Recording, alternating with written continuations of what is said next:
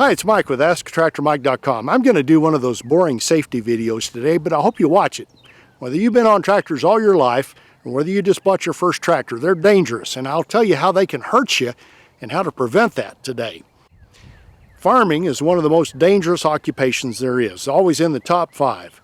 And while most of us don't really farm for a living, we're around land and equipment, and that can be just as dangerous. But 80% of farm accidents revolve around equipment. 75% of those accidents revolve around tractors. And 60% of those accidents are tractor rollover. So a big chunk of the danger you have with owning a tractor is turning the thing over. And if you're like I am, I don't own prime farmland. I've got this hilly ground. It's pretty, but it's kind of dangerous. This hill behind me here, I brush hog it. It's probably 35 feet to the top of it. So it's pretty steep grade. So I have to be careful, and you need to as well. So I'm going to give you 10 things today to prevent or survive a rollover. And I'm going to read this viewer letter today. And he's watched some of my videos before where I've talked about this and may have saved his life. So I urge you to stay with me till the end. This viewer says, Mike, your advice on safety probably saved my life last week. I was carrying a 12-foot long pine log with a grapple, and I went over a bump and the tractor nearly rolled. It didn't, because the log was low enough to catch on the ground, and we'll talk about that in a minute, and my seat belt held me in place. Thank you so much. Well, you're welcome, and that's the reason I do this channel. I want to keep you safe. So 10 things today to keep you safe and either help you prevent a rollover or survive a rollover. The first 4 things are things you can do before you go to the field to keep you safe. And let's start with number 1, and that's make sure your tractor is properly ballasted. Well, what's ballast on a tractor? Well, it could either be fluid pumped into the tires, or it can be actual weights that are bolted onto the tractor. I like fluid in the tires as the first form of ballast because it's down low and it tries to keep you stable, and it's relatively cheap. In the South, you can put straight water in the tires in an area where it never freezes. But those of us in the northern part of the U.S. need a substance in there that won't corrode the rim and that won't freeze. And there are substances out there, your local tire dealer that deals with farmers can get you a ballast in those tires. And I always recommend doing that first. And then if that's not enough, you can hang weights on the wheels. If you have holes in the rims, and I've seen weights bolted all over tractors. Sometimes you put weights on the front of the tractor to keep it down. I've seen people put concrete blocks in the bucket and tie them in there to give you weight on the front of the tractor. If you can get nearly a 50-50 balance between the front and the back, that's proper ballast, and with fluid in the tires, that'll hold you on the hill. Now, can you overballast? Well, I've seen a few people that take it to an extreme that are on really steep slopes, and I do know one guy that had this tractor that put a lot of weight all over that tractor, and he failed a wheel bearing. But I'd a lot rather fail a wheel bearing in my tractor than roll the thing over. So can you overballast? Well, maybe, but it might be worth it. The number 2 thing you can do to keep yourself stable on the hills is play with your tread setting. And a lot of people don't know that tractors can move the tires in or out. Some of them have a lot of settings, some of them just have 2. And they'll almost always come to the dealer in the narrowest setting to fit on the truck. Now, a lot of tractors will have a solid wheel and rim, and that means there's only 2 settings if the offset is different from one side to the other. If you want to change your wheel spacing, you take the tires off and swap sides with them, and it'll usually give you a wider tread setting. Now, if you've got a tractor like this one that has a detachable rim from the center section, you've got multiple tread settings here. You can switch sides and get a different offset. You can move the center section where it's bolted onto the rim to different places and get a lot of different tread settings. Your owner's manual will tell you what you can do. On a lot of tractors, if you get them out all the way in the widest setting, they'll be out past the fenders.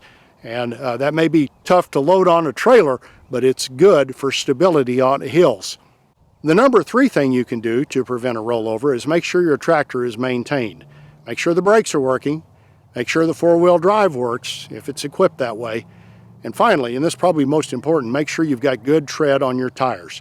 When the tires get worn, they've got less traction and they could contribute to a rollover. I'm getting close to having to replace the tires on my tractor. I don't want to do it because they're expensive, but good tires will help you prevent a rollover. Now, we've talked about 3 things you can do to your tractor to prevent a rollover. Here's one you can do to survive a rollover, and this should have been number 1. Have a functioning roll bar, keep your seat belt fastened. If you do that, you have a better than 99% chance of surviving a rollover. If you don't have your seat belt fastened, or your roll bar's not working or not in the upright position, your chances go way down. So roll bar up, seat belt fastened on hills. Now, I want to caution you here, roll bars can work against you. They're designed to protect you in the event of a rollover, but they're not designed to break away if you go under something low. A few years ago, when I was in the dealership world, we had a customer that drove under one of these guy wires that helps support a power pole. And he caught the roll bar, and it nearly peeled the entire operator area off the tractor before he got it stopped, and he would have gone right into the brush hog. So remember, your roll bar is there to protect you, but it doesn't break away. If you go under something low, you've got to clear it with that roll bar, so be careful there. Now, the next 6 things I'm going to talk about today are things you can do while you're on your tractor to protect you. Number 5 is speed. Speed is a major contributor to tractor rollover. And a lot of times, those of us that have jobs in town and we're trying to get our work done on a weekend or after work, we're out there rushing as fast as we can. The faster you're going on that tractor, the more chance you have of rolling it over. So on the slopes especially, slow it down. The number 6 thing you can do to prevent a rollover is to know your terrain. A lot of us have areas that were bulldozed at one time or another, and they knocked down some pretty good sized trees with big root balls, and it left a hole. And if you're driving a tractor on a side hill and your front tire goes down in a hole, you can roll over pretty quickly. So number 1, know where those holes are. And number 2, if you can, if you're doing any excavation work and you've got leftover fill dirt, fill them in. And I've been doing that on my place because I've got 1 or 2 that are kind of scary. I know where they are. I'm taking it easy when I get close to them. But when the weeds are up to the hood of the tractor, it's hard to see them. So know your terrain, and if you can fill in those holes, that'll keep you safe. Number 7 thing you can do, and this is what my viewer that wrote in, this protected him, is if you're running a front end loader, keep that load low. The higher the load, the worse your center of gravity is on your tractor, the more chance for rollover. And especially if you've got a load in the bucket that's on one side and you've got it up high on a side hill, it's trying to tip you over. So anytime you've got any kind of load in the bucket, keep it as low as you can without running it into the ground. Now, the number 8 thing you can do to prevent a rollover is go up and down the hill instead of side by side on the side hill. I've got areas behind me here where I back up and down the hill with the brush hog. I don't go on the side hill. I know you get done a lot faster when you're on the side hill. I could probably do it. I could probably be safe with it, but it scares me. So I just spend the extra time and back up and down. Now, another thing, if you're carrying a big load in your bucket and you start down a hill, your brakes are on the back wheels. So it's trying to pick the back wheels of the tractor up. You can lose control and go down and roll over quickly. So if you've got a 4-wheel drive tractor and you're going up and down hills, keep that 4-wheel drive engaged. And if it's really, really steep, you may want to back down that hill so those brakes are working and those back wheels are touching the ground. The number 9 thing you can do to prevent a tractor rollover is take care of yourself. A big contributor to rollover and farm accidents is fatigue and distraction and impairment. A lot of us, like I said before, work in town, come out, work on a little farm on weekends or after work. We're tired, we're thinking about work, and if we have a beer or 2, it puts us in a much dangerous situation. So take care of yourself when you're on a tractor. Don't be distracted, don't be tired, and don't be impaired, and you'll be safer and prevent rollovers. Okay, number 10, the last thing you can do to prevent a rollover are certain weather conditions where you can't have a tractor out on the pasture, on slopes. And that is when it's wet, either from a dew or a rain, and when it's windy. I've had winds where I can feel it trying to move the tractor. And if you've got a combination of the two, that's a recipe for disaster. And the other thing is you want to be really careful when you've cut grass and it's wet.